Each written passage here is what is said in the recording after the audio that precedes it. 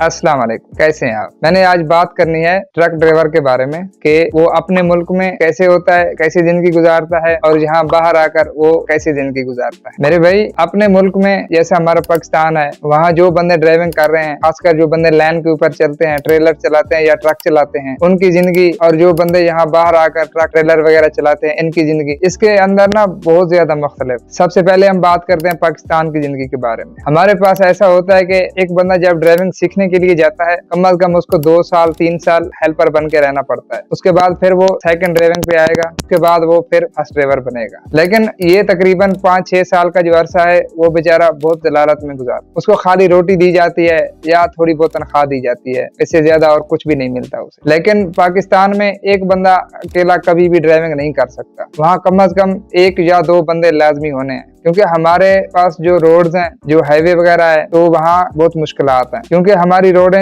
अक्सर सिंगल हैं। उनमें छोटी गाड़ियां, रक्शे, ये मोटर बाइक वगैरह बहुत ज्यादा है। और अक्सर हमारी जितनी भी शाहराएं हैं, जितने भी मेन हाईवेज हैं, वो शहरों के अंदर से होकर जाती हैं, उनमें बाईपास ज्यादा नहीं बने हुए। तो पाकिस्तान की जिंदगी बहुत ज्यादा मुख्तलिफ है और बहुत ज्यादा मुश्किल है। और पाकिस्तान में इतनी ज्यादा सैलरी भी नहीं है। लेकिन एक बात है कि वो अपने मुल्क में बंदा काम कर रहा होता है, जब भी कोई घर में इमरजेंसी हो, बंदा अपने घर जा सकता है, अपने बच्चों के साथ टाइम गुजार सकता है। कोई मुश्किल में या कोई इमरजेंसी में बंदा 1 घंटे में, 2 घंटे में या 1 दिन में, 1 रात में बंदा अपने घर पहुंच जाएगा। अब बात करते हैं हम बाहर की जिंदगी के बारे में। और अक्सर लोगों का ये ख्वाब रहता है कि मैं बाहर आऊं, बाहर जाके पैसा कमाऊं, पैसा कमा के अपने घर वालों को भेजूं और उनको एक अच्छी और सुकून वाली जिंदगी दूं। तो मेरे भाई, बाहर जब इंसान आता है तो यहाँ रोड बहुत बड़ी होती है, रास्ते बहुत लंबे होते हैं। खासकर मैं सऊदी अरेबिया में काम करता हूँ। यहाँ सऊदीया की जितने भी रोडें हैं, ये बहुत लंबी हैं और खुली भी हैं, लेकिन यहाँ किलोमीटर बहुत ज्यादा होते हैं। जिधर भी आप जाओगे 1000, 1500, 2000 किलोमीटर एक नॉर्मल सफर यहाँ माना जाता है। 1000 किलोमीटर एक दिन का यहाँ नॉर्मल होता है। और यहाँ क्या होता है कि यहाँ एक ही ड्राइवर काम करता है, उसके साथ कोई हेल्पर वगैरह दूसरा नहीं होता। अकेला आपको सारा काम करना है, गाड़ी लोड भी करनी है, उसके ऊपर अगर तरपाल वगैरह डालने हैं, चैन मारनी है, बेल्ट है, आपने जो भी काम करना है अकेले बंदा ने करना होता है। टायर वगैरह चेंज करने हैं, कुछ भी अगर आपने करना है वो अकेला आप ही करेंगे। लेकिन पाकिस्तान में आपको पता है कि 2 या 3 बंदे साथ में होते हैं आपके। तो सऊदीया में क्या है कि इधर सैलरी अच्छी है, लेकिन आदमी को खुद को इतनी ज्यादा सुकून नहीं मिलता,